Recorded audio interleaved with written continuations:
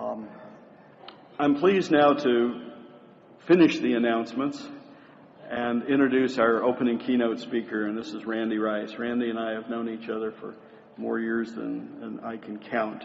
He's going to talk today about principles before practice, how to transform our testing by understanding key concepts. And let me just read some of the official bio for Randy here.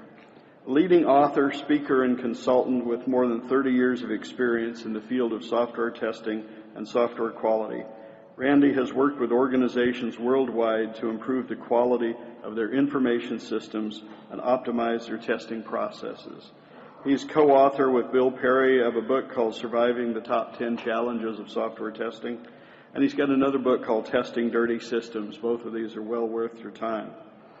He's an officer of the American Software Testing Qualifications Board, founder and principal consultant of Rice Consulting Services, and a good friend personally and a good friend of testing. It's my pleasure to introduce Randy Rice.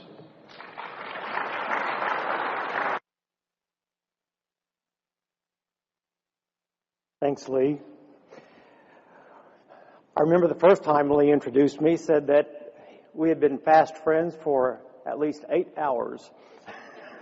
That was at a StarWest. So it's a pleasure to be here with you, and so I'm going to dive right in. There was a deal that I did as a lightning keynote, and it was rather popular. I think people could kind of relate to it, so I want to kind of start off with this. It really does have a tie-in to what I'm going to talk about.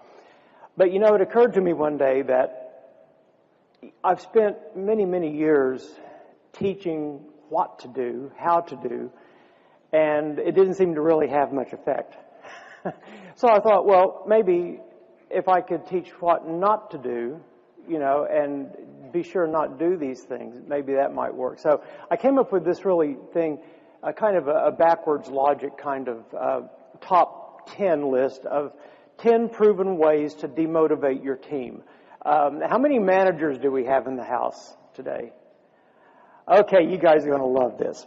Okay, so the first one is you want to make sure that you set these really super hard, unreasonable stretch goals.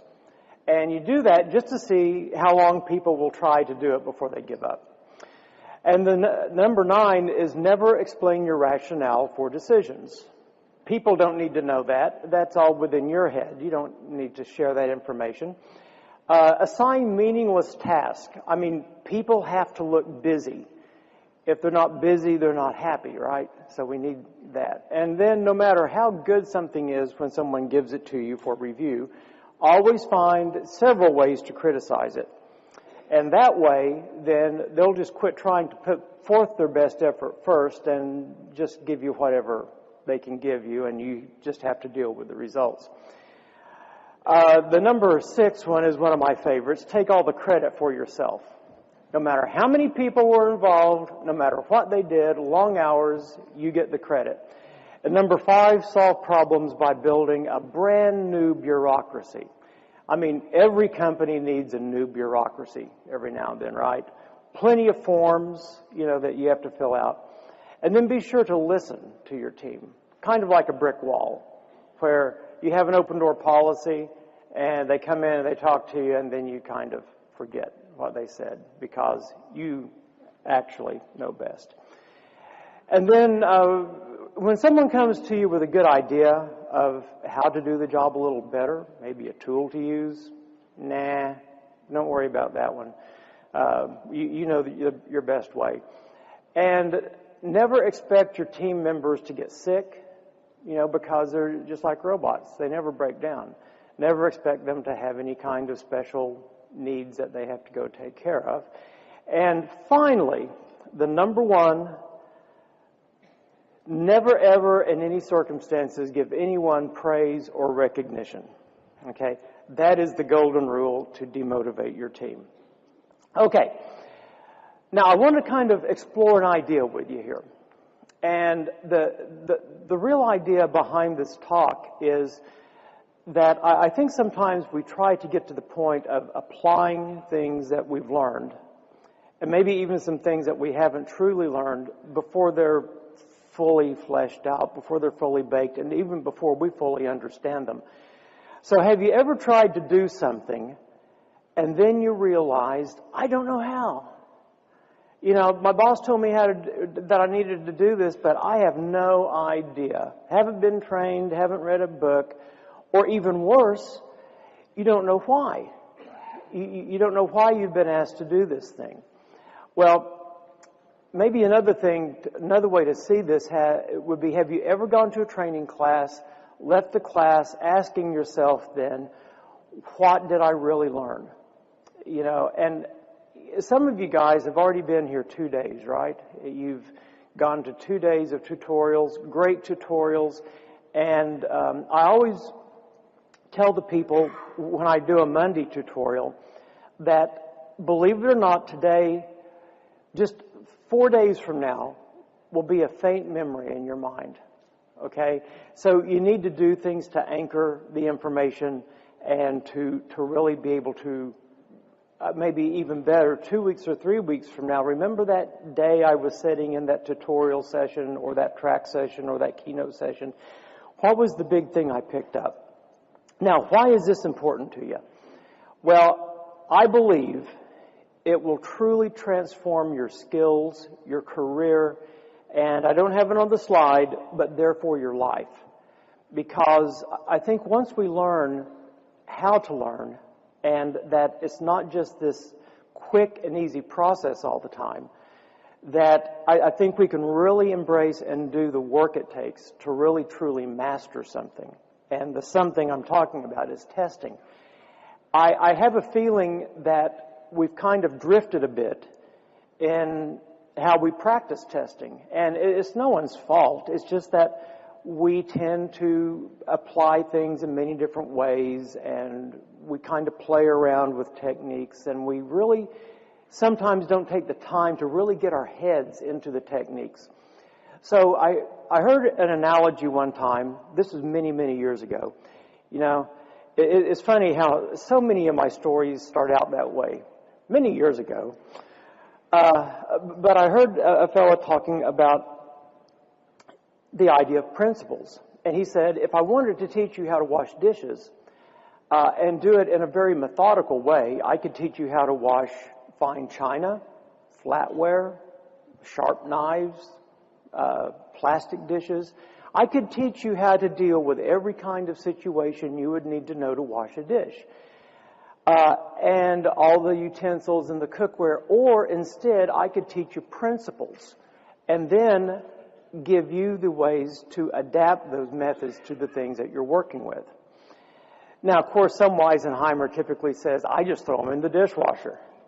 But see, even there, I have another principle. And I really don't understand this. This is one of those kind of observational humor kind of things, I guess. But why do you have to wash the dishes before you put them in the dishwasher? Does anyone else ever wonder that? I mean, they say that you don't have to, but I know when you pull them out and you haven't done that, you just, the cheese is still there. But anyway, I'll have to leave that for another time. Things like, you know, you rinse off the big things first, the big pieces of food, and then you save the really greasy, messy stuff until the end, because if you do those first, then you're constantly changing your water. You don't want to do that. You want to use hot water, but not too hot, because if you do, you're going to burn yourself. And especially be careful with sharp objects in sudsy water. Some of you have experience with this as well. You know, surprise, surprise, you know, you get cut. Now, these are just a few little principles you can apply, and they will apply to many situations. Now, in testing, we kind of have some principles that I think we can fall back on. I'll give you a few of my personal ones.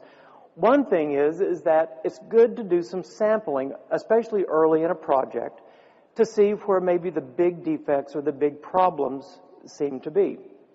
They're not all like toxic waste like this, but still, we can kind of get an idea of where to focus our efforts. And also, it's a good idea to not tackle the most complex things first. You know, you need to have a little time. Start simply. Get to know each other. Get to know the product. And simple tests are good at first. And then you can always build on those. And always realize that you can have strong tests, but those tests are going to grow weaker over time. That's the basic Boris Beizer's pesticide paradox. And it's because that those tests become ineffective because you found about as many defects as that test is going to find. So you're always going to have to be adding new tests into your library.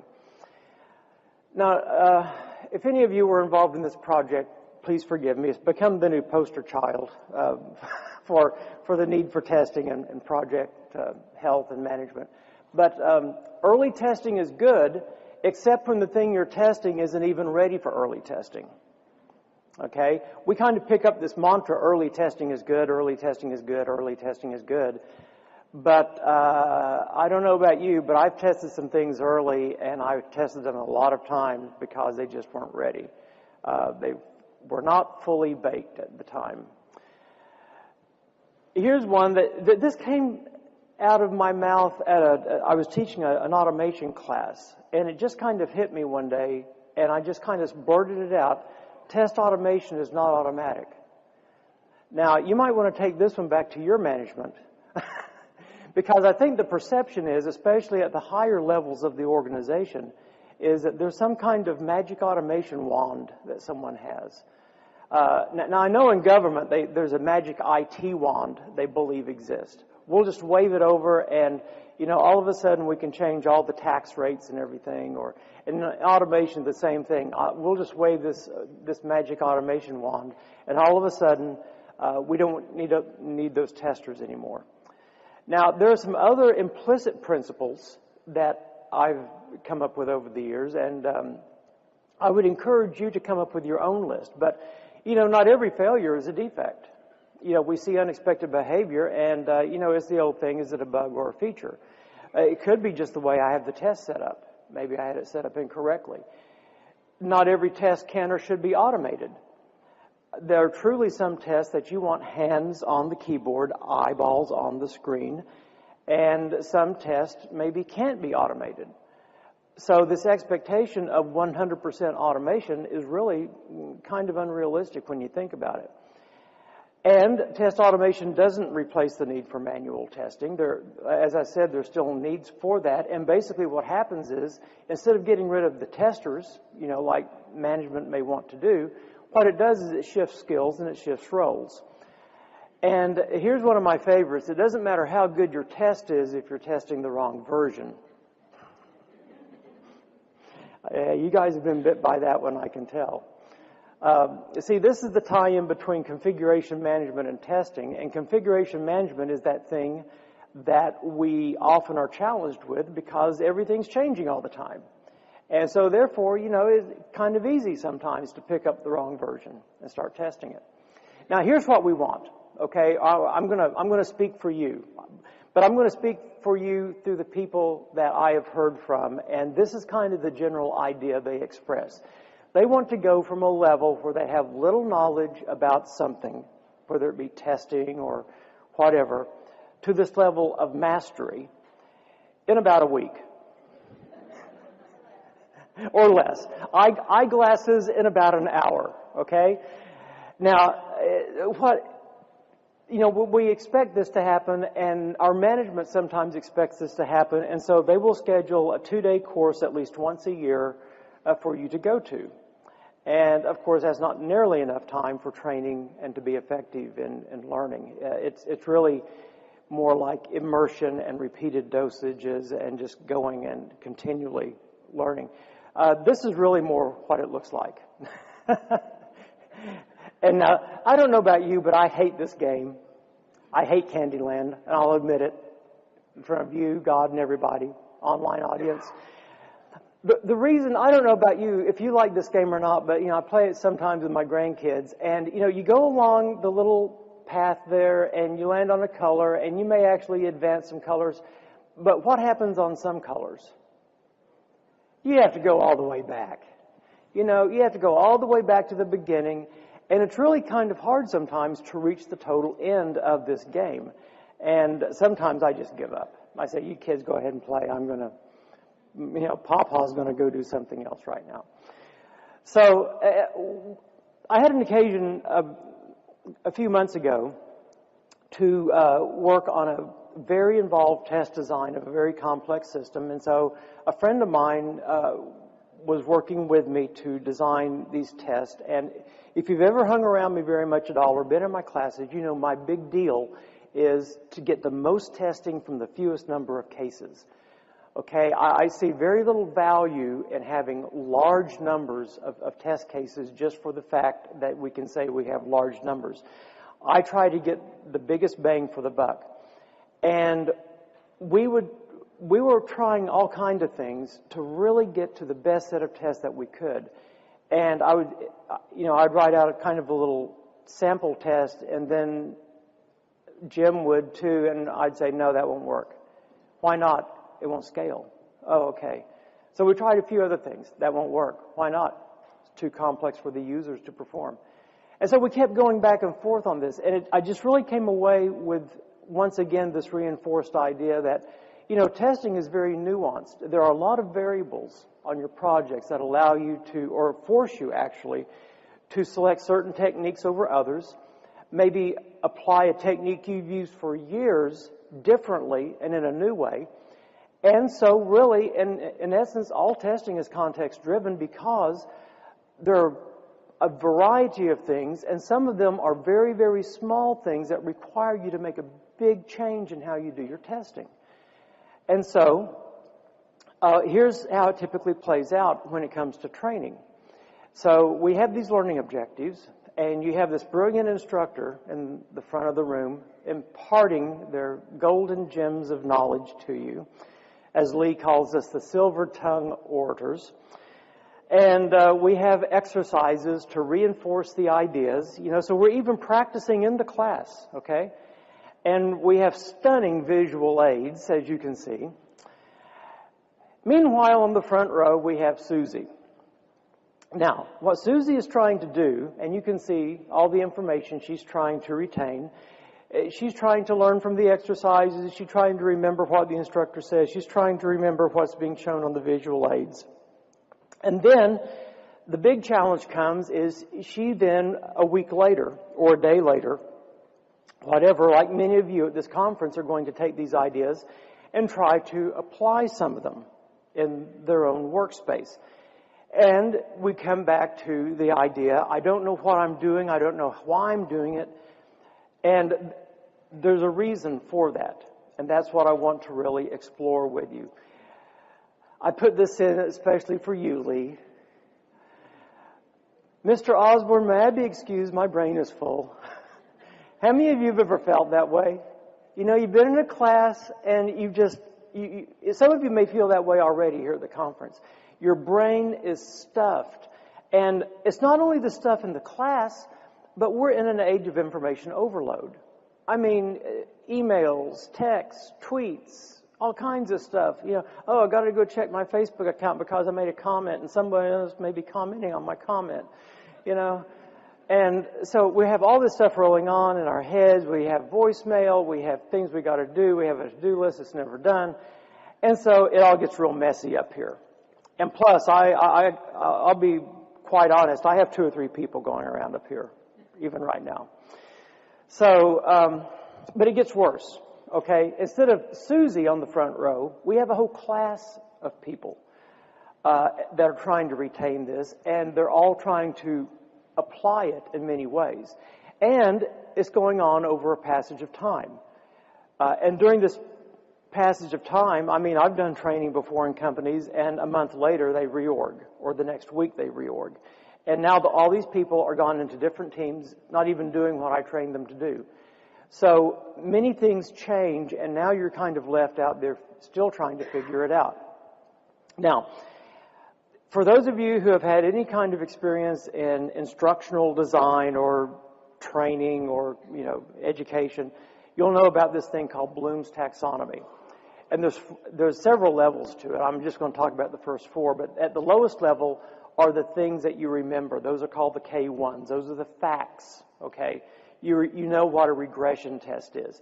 K2 is where we get into what I believe is probably one of the most important and critical levels in this taxonomy are the principles, the concepts, and the theory.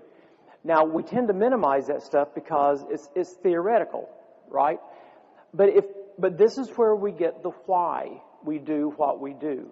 And then once we can get the why down and a firmly established way to do things, then we can get up to the principles. I mean, to the practices, the level 3 where we do things, and finally up to the level 4 where we can analyze and assimilate things. So it builds from the bottom up, and these first two form the foundation of what we do. If we move too quickly from the foundation, jump too quickly into the do, the level 3, this is supposed to be reinforcement of the lower levels. But what it turns into be is kind of this diving into the deep end of the pool experience. And it's not until we reach this fourth level that we start to experience mastery. This is the level where someone can say, no, it's not that way. We probably need to do it this way. Why? Because it's too complex. What we're doing is not the right fit. And this is the thing that almost makes it seems like, okay, it's almost Zen-like in a way. That how did they know that? Well, it's because they spent a lot of time in the foundation, and then they moved on to the practice when they were ready. Now, actually, it's iterative, okay? You pick up concepts, and then you practice them. You pick up more concepts, and then you practice them. So, what does it take to climb K2? Kind of silly example here, but this is really K2, but a different K2. Now, people normally dislike the conceptual level of learning, okay? Because it is rather theoretical. Typically not a lot of hands-on going on here. And you have to get your head into it. You really have to think about some of the deeper issues. And, you want to start doing something. You want to start putting things into practice. But here's the thing. It takes a while to do that. It takes a while to build this basis of understanding. So here's what I hear from the students. They'll say things like, well, let's just show me how to use the tool. Okay, I can show you how to use the tool. What I hear from management is, well, we want a course that doesn't have a lot of theory in it, all practical application. We want them going in and using the concepts the next day. Fine. Okay, noble goal. And I'm not against the goal. I believe that people do need to put into practice what they learn. But here's the problem. A little time goes by, and it doesn't have to be very much at all, a week, a month, or whatever. Then I start to hear things like, well, we don't really know how to design the test for our applications. The case study was for such and such, and we need to learn on our stuff. So, I try to teach them on their applications, but sometimes that's even impossible because even in the same company, everyone's coming from different areas. And so if I focused on one of their applications, I'd be leaving out the others. The managers will say, well, the students passed the exam, but they're still struggling in how to perform the techniques. Yeah, that was because we were cramming to take an exam. We were not really trying to focus on reinforcement of practice and concepts. Now, let's take a little branch off here for a minute. Think about this. And this really surprised me when I first learned that Tiger Woods has a golf teacher. Now, for those of you who play golf, I'm sure it makes perfect sense. I don't play golf, but I thought, this guy should be giving lessons, not taking them. And you can see the teacher is, showing him the correct positioning of his head and everything. But it's not just Tiger Woods, it's other champion level athletes. Swimmers, baseball players, basketball players, they all have coaches for the thing that they do. And the reason for that is the coach brings objectivity, accountability, because they'll ask, how much have you practiced today? Not this week, but today. And they have a context that the player doesn't have. They may have been in a dozen championships, and this may be the player's first one. So they kind of bring this bigger learning to the person. Now, there's also another example I would like to give you from music. Now, It's possible to learn how to play an instrument simply by mimicking someone else. You may have seen the 5 little Chinese kids on YouTube playing the classical guitar quintet. A little creepy, but they could do it. It's called the Suzuki method. And when I was in college, I was a math major, but I spent a lot of time in the music department, and I took 3 years of classical guitar. And my guitar teacher used me as kind of his test subject. And so he taught me by the Suzuki method. And I could play several classical pieces, and I would play in recitals and juries and things like that. And he was showing me off to the other teachers. At times it kind of felt weird, like, do I need to go, But it does work. Now, the problem is, whether you learn how to play a song off of YouTube or whatever, you're still only able to play specific songs in specific ways. Like if you were to join up with a band, and now they're going to play, I don't know, Stairway to Heaven in a different key, you're lost because you only know it in one key. And the thing about it is, a lot of people don't truly appreciate that world-class musicians, many of them, I'm not going to say all of them, but many of them understand music theory. And when you hear them talk about other musicians, they talk about how much they know about the theory of music. And everything is based in scales and tunings, and these guys, you don't see that, okay? What you see is the performance. You see them do these amazing riffs. They couldn't do those riffs if they didn't know the scales. So I asked a good friend of mine who plays with professional golfers, really what sets these professionals apart from the rest of us? And he said very simply one word: practice. They practice all the time. Professional golfers, they're at the driving range nearly every day. They play around on most days. Football players, they practice not only in good conditions, but in extremely harsh conditions. The military, they practice in the harshest of conditions. They train in the harshest of conditions because they never know that may be the situation that they find themselves in. So how do we practice as testers? Well, we can try some new approaches. We can test something new, and I know some of you have no control over this in your office area, but you can always do something on your own and try something new. You can dive deeper into something you already know. This is one of my favorite things, is to try to find a new angle on a technique that I already thought that I knew. Be a beta tester. Beta test a new technology. Once again, I know you have limited time, you have things to do at home, but it is a way to expand and to practice. And playing mental games, just to keep your mind sharp. Games that require you to deduce things, to draw connections, to associate things. These are all pretty good. Now, I'm going to give you 2 examples real quickly of just what I'm talking about. And I do this with a little bit of fear and intrepidation because I don't know how many of you guys know very much about this first technique, so I'm going to do something I've never done before. I'm going to try to explain this in one slide in about 20 seconds. So in pairwise testing, what the idea here is that you have a variety of conditions, and each one of them may work fine independently. Okay, we're used to going down the list, aren't we, and testing various conditions. But the problem comes in is when condition A and condition B get combined. Ooh, they don't work so well together.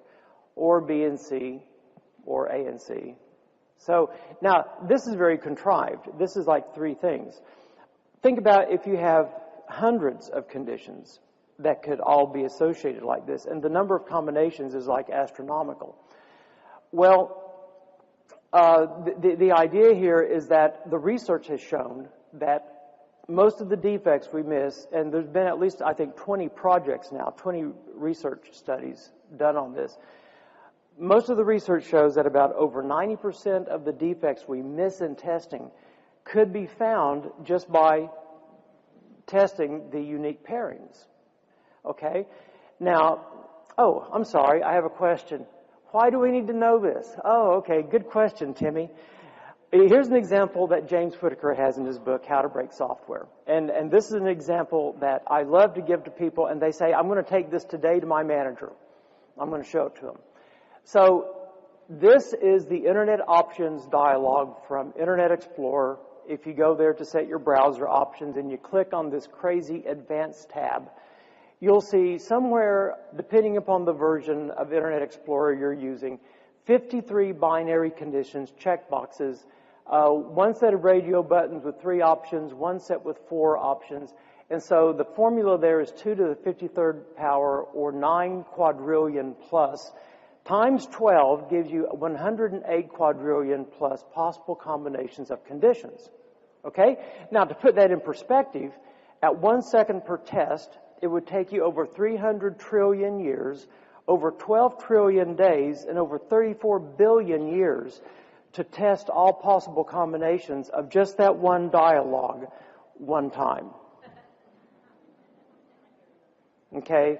And that's why IE has bugs. Okay. And it's why we can't do complete testing. We run into similar problems. Now, I know this is an extreme case of compression here, but I took the very same problem and put it into pairwise, and with some very complex test cases, mind you, 53 conditions and then 2 others, 55 conditions, I could come up with 7 test cases with just all the unique pairings. Now, this makes some people really, really happy and excited. Okay, some people say, "Yay, this is going to be our main technique now. Yay, we have split the atom," and it scares other people to death because they say, "You mean to tell me you went from 108 quadrillion down to 7? Seriously?" So the question comes up, well, why pairwise and why not triplewise? Well, it's once again just based kind of on research that the triple mode defects are much more rare than the double mode defects. But here's kind of the interesting good news is it's possible to do both. Okay? Let's say we're selling t-shirts and we have 5 color combinations, 6 sizes, 9 shipping methods, 2 tax options, 6 payment options, and 2 coupons. Yes or no, we're applying coupons. I might choose to test these 3 in a 3-wise manner and these 3 in pairwise. And if I did all combinations, it would be over 6,000 test cases. If I did all pairwise, it would be 54. And if I did the combo approach here, it would be 270. And 270 is still a lot better than 6480. And if I feel better that I have a stronger level of coverage, that's just a bonus.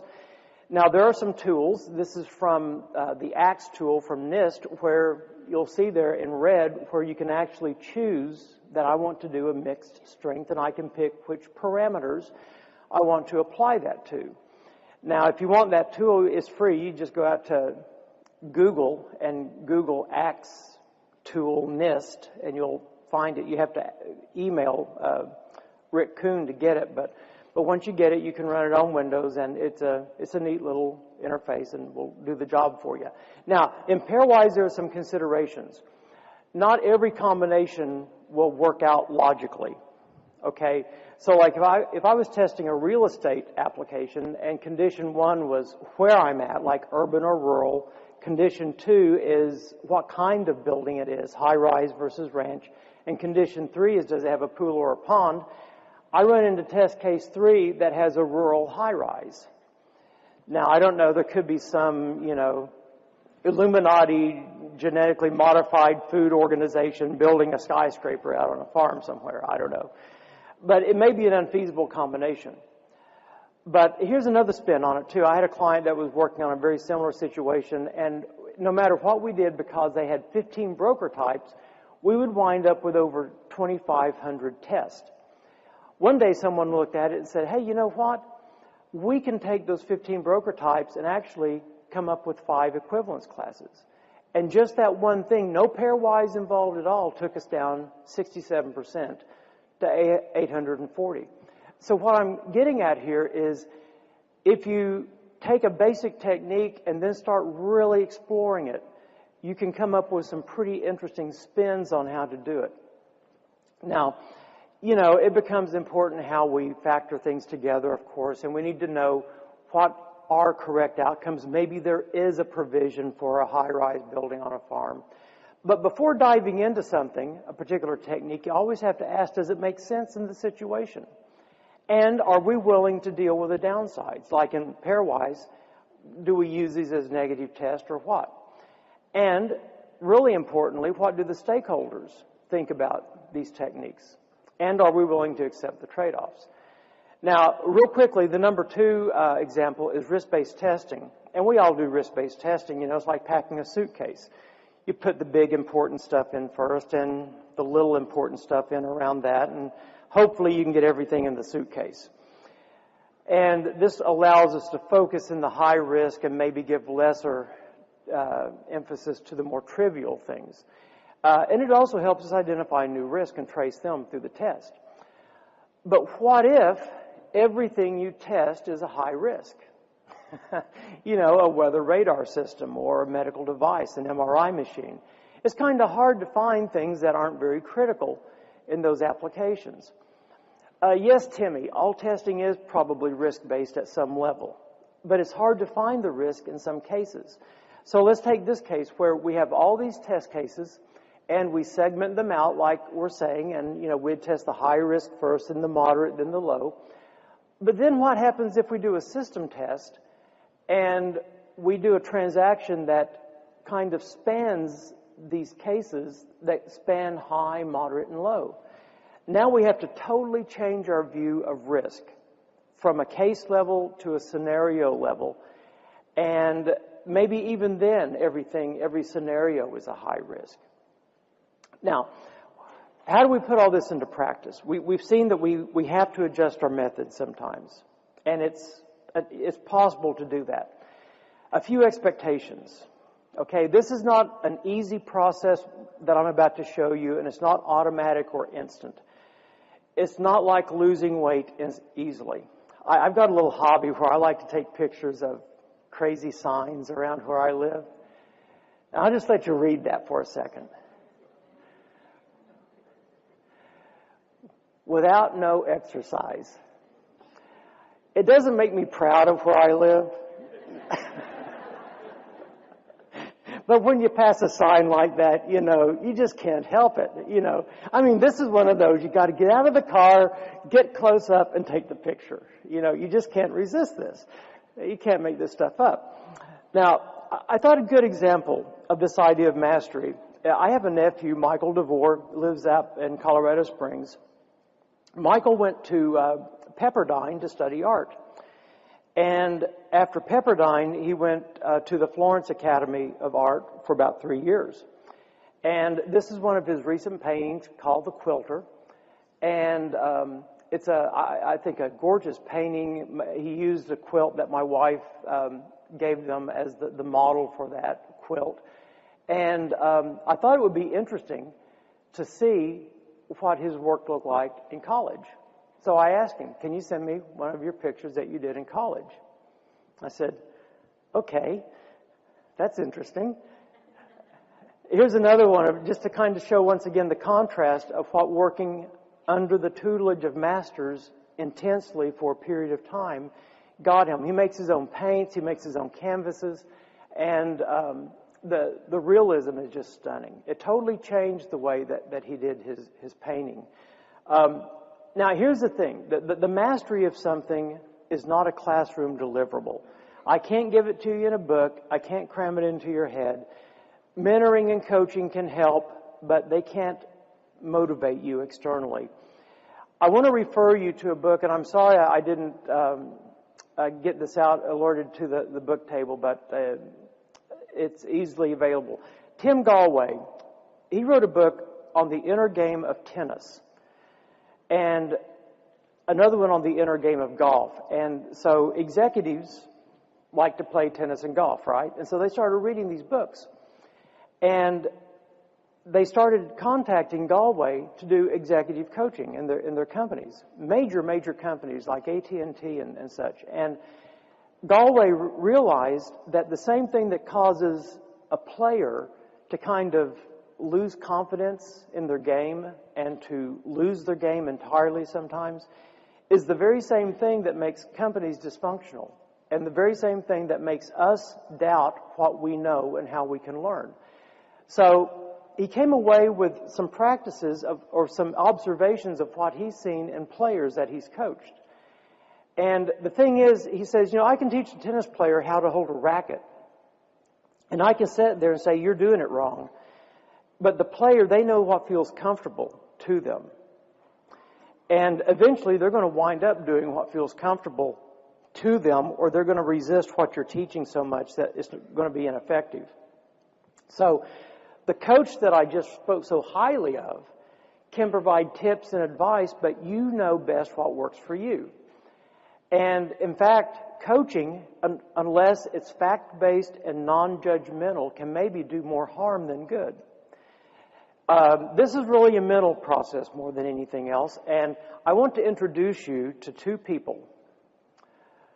And in Galway's book, he calls the first one self-one. Now, this is your critical inner voice. This is the one that says you're doing it wrong. Now, it doesn't necessarily have to be an inner voice.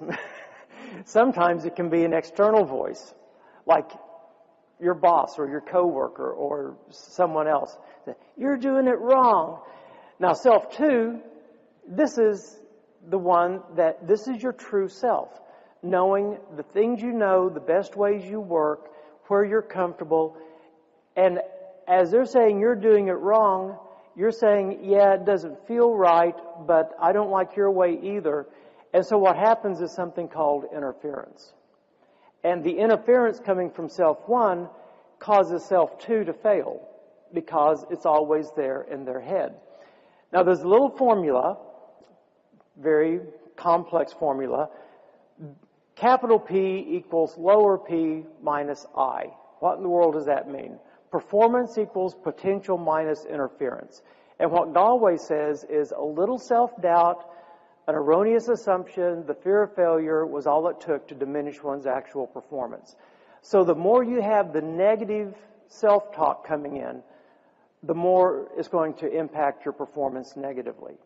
And so he has this magic triangle. 3 things you need for change. You need awareness, that you see the situation with clarity, you know what deal you're in, okay? You have to make a choice to go in the right direction or to go in a desired direction. And you need to trust in your inner ability to do this. Now, once again, this is not a linear journey. This is more like Candyland. But it kind of looks like this, where we go from level to level. We start out with no knowledge. We learn. We practice some more. We realize, boy, change is hard. And then something happens, we fail, but that's learning, okay? So we recover, hopefully, and practice some more. We may fail again, that's learning. We practice some more. Eventually, one day, we'll reach a level of mastery. Now, this may take a period of years, okay? That's why it's so hard. And you may need to unlearn some things. That's very common in sports and just about anything. I've been doing it wrong. I need to change. Repetition is not a bad thing. How many of you remember this scene? Yes, wax on, wax off. Don't you love it? Mr. Miyagi. And why was he teaching Danielson karate by doing wax on, wax off? It was repetition. It was getting a habit. It was making a pattern. And one of my clients is here, and I was talking to her yesterday, and she's learning a new computer language, and she was saying that she felt kind of guilty because she had to keep going and reading the same things over and over again. I said, don't feel guilty. That's normal. That's good.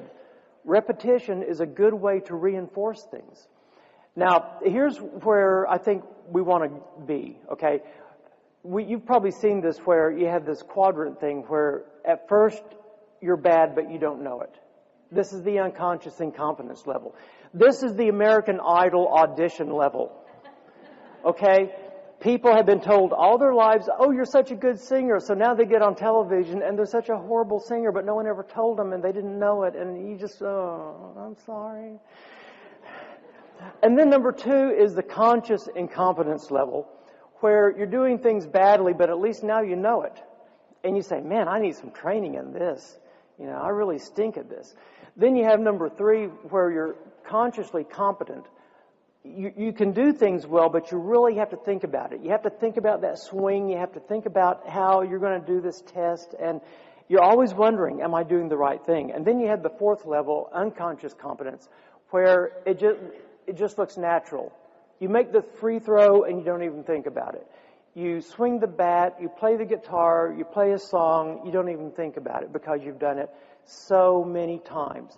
And actually, more than a quadrant, it looks more like this, where you have these little iterations of going from naivety to discovery to discouragement to learning, you know, kind of like what we've just been talking about. Now, one other thing, I got to wrap up here, the idea of a dialectic.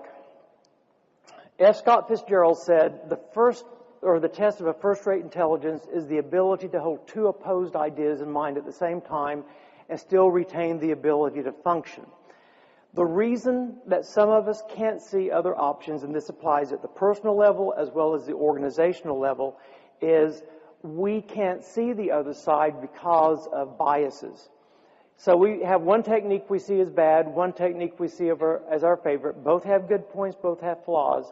The reality is both can be helpful in certain contexts, but we don't see it because we're too immersed in our own view. Like, some people hate test plans. They think they're not worth the time. Other people think test plans are great because they define the scope of testing. Both can be true. Test plans can be helpful, but they're only a plan. They may not work out as planned. You know, it can be concise. You don't have to waste a lot of time with it. That's probably the more reasoned position there. Now, I have a thing about implementing these things naturally, okay? I think if you try to roll out too much too soon, you're going to fail. So I prefer kind of a natural way to grow. Now, there are 2 options. There's the organic approach. I don't know if this house was in Colorado or not, but there's a lot of stuff growing there. And it's kind of out of control. Maybe some of it's smokable, I don't know. But anyway, it's just everything growing up, and I've been in organizations where that's how their testing is, versus what I call the planned organic approach, where it's like a garden, and you have things laid out, and you know what can grow where and when. You know what requires shade and what requires a lot of water and a little water. So the planned organic is a natural way to implement learning, implement practices into your organization a little at a time, and you get better and better, and you don't try to do everything at once across 100 people or whatever. So the final thought here, which is good because the clock is down to 0.